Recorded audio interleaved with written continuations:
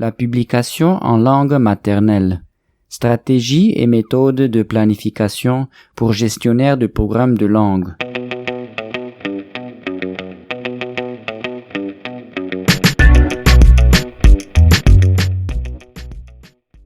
La planification informée et participative de publication a beaucoup d'avantages.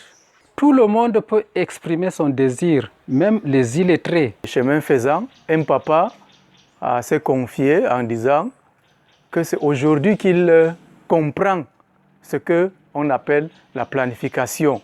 Parce que depuis, quand on faisait d'autres méthodes de planification, il ne comprenait rien et il participait juste pour faire honneur. Mais aujourd'hui, il dit franchement, il a compris ce qu'on appelle par planification.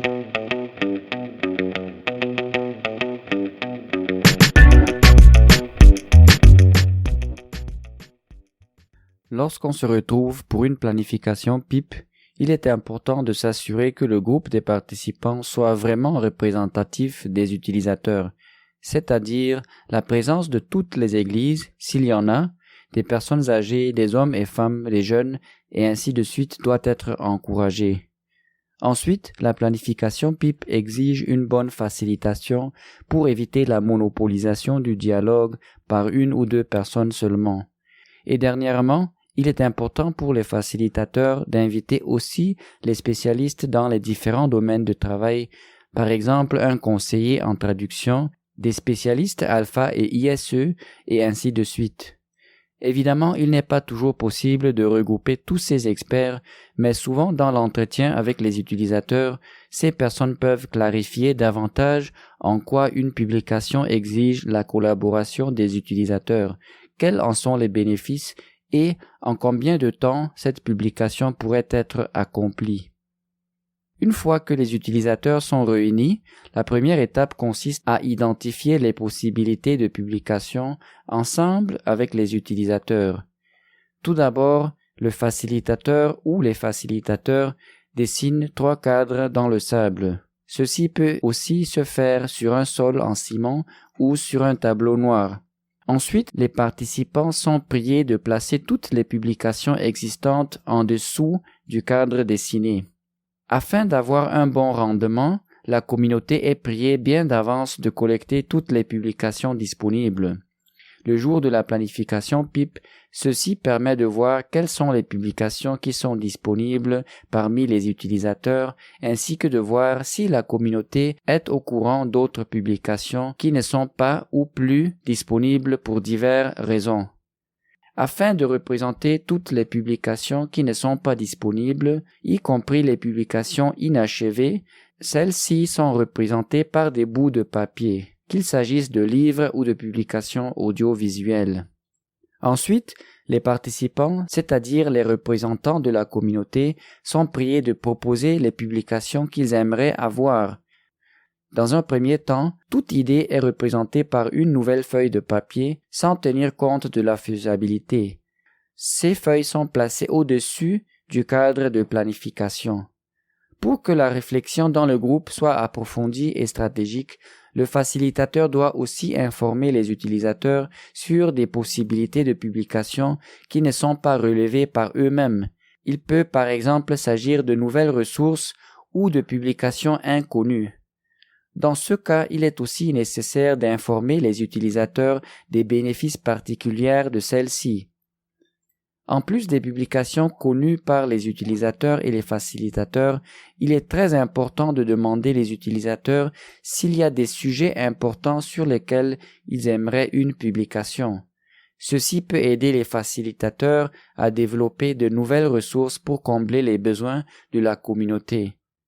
Surtout le développement de films ou de théâtre radiophonique avec la communauté sont des outils formidables pour répondre aux besoins de la communication des utilisateurs. Cette étape de la découverte des possibilités a plusieurs avantages. Elle permet aux facilitateurs ainsi qu'aux utilisateurs de comprendre les attentes des uns et des autres. Quelles publications sont connues? Quelles sont les possibilités encore inconnues parmi les utilisateurs? Aussi, les facilitateurs peuvent observer comment la communauté s'organise. Est-ce que les gens sont plus ou moins informés ou est-ce que la plupart des participants reçoivent les informations pour la première fois? Dans l'étape 2 du processus PIP, les utilisateurs sont invités à réfléchir et discuter sur leurs priorités. Le facilitateur et son équipe expliquent que les ressources sont limitées et que chaque publication exige beaucoup de temps, beaucoup d'efforts et beaucoup de moyens en ce qui concerne l'organisation de soutien, mais aussi au niveau des utilisateurs. Ceci veut dire qu'un nombre limité de publications est réalisable pour les années qui suivent. Les participants sont donc priés de proposer leur premier choix pour l'année suivante, pour l'année surprochaine et pour après cela. Ces 3 niveaux de priorisation donnent la possibilité d'expliquer en quoi certaines publications sont des projets à long terme, comme par exemple la finition du Nouveau Testament ou de la Bible entière. Pour donner un autre exemple, dans certains contextes, la publication d'un manuel d'école de dimanche peut exiger d'abord l'évaluation et la prise en charge de celui-ci par les autorités ecclésiastiques afin de mettre en place un nouveau programme d'école de dimanche. Dans l'étape 2, la priorisation des publications, il est important de poser les questions suivantes aux utilisateurs pour que leur choix soit basé sur une réflexion profonde. En tant qu'utilisateur, quelle publication allez-vous utiliser le plus fréquemment? Où et comment? Quels sont vos arguments de prioriser une publication avant une autre pour la première année? En quoi est-ce que le contenu ou le format d'une publication a plus d'importance, plus de bénéfices pour les utilisateurs que celui d'autres publications? Lorsque le facilitateur reçoit un grand nombre de différentes réponses, de différents avis à ces questions, ceci est encourageant. Cela montre que les utilisateurs s'intéressent aux arguments et que chaque participant a la possibilité d'incorporer sa vision de la chose, ses expériences dans le processus de prise de décision, pour aboutir à une meilleure décision commune finale. Petit à petit, le groupe va identifier les publications de plus grande importance, et ceux-ci sont placés dans le cadre de la première année de planification. L'étape de la priorisation n'est pas encore complétée.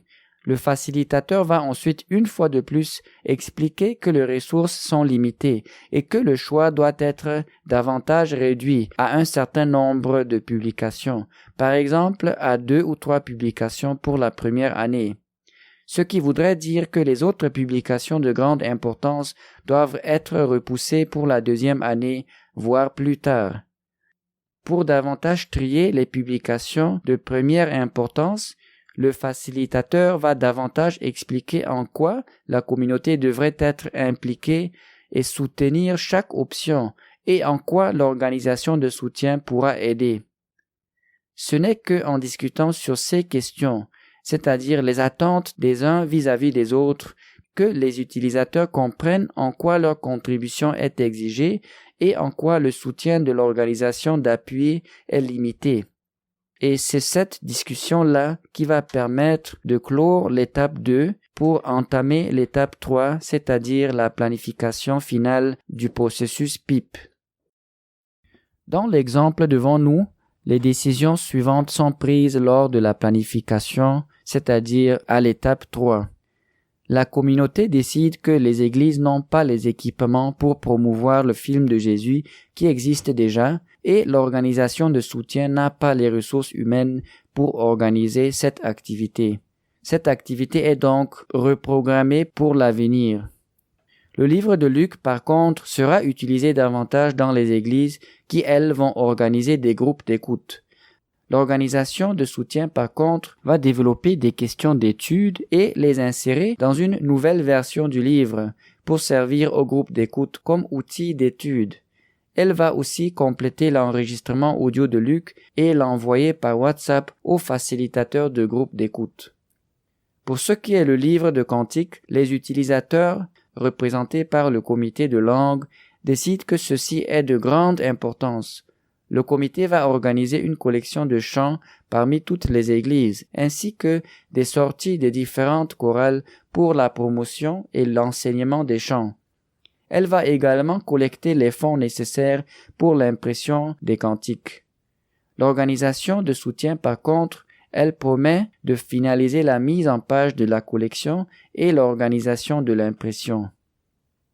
Pour le syllabaire et le manuel de transition, ces deux ouvrages clés pour l'alphabétisation, il est décidé de réaliser ceux-ci dans la deuxième année pour donner du temps aux linguistes de finaliser les recherches d'orthographe et pour voir comment l'orthographe actuelle sera acceptée par les utilisateurs du nouveau cantique. Comme vous voyez ici, le facilitateur prend des notes de toutes les attentes et accords pour aider les parties prenantes à se rappeler de leurs responsabilités. Il prend aussi une photo de la planification finale et la partage avec le comité et ses coéquipiers. Il y a aussi l'engouement des personnes dans la réalisation des tâches qui leur ont été assignées après la planification. Ce qui fait qu'il faut respecter ce qu'on t'a donné. Donc en termes de travail, des tâches et des responsabilités. Les personnes qui ont été désignées à réaliser une activité, ça les incite à se mettre véritablement au travail. Chez une communauté X, lors d'une réunion, un des membres a tenu des propos durs à notre égard, soit disant que nous n'avons pas vraiment fait notre travail, nous avons traîné dans les travaux. Mais après investigation, nous avons revu les papiers de planification que nous avons faits.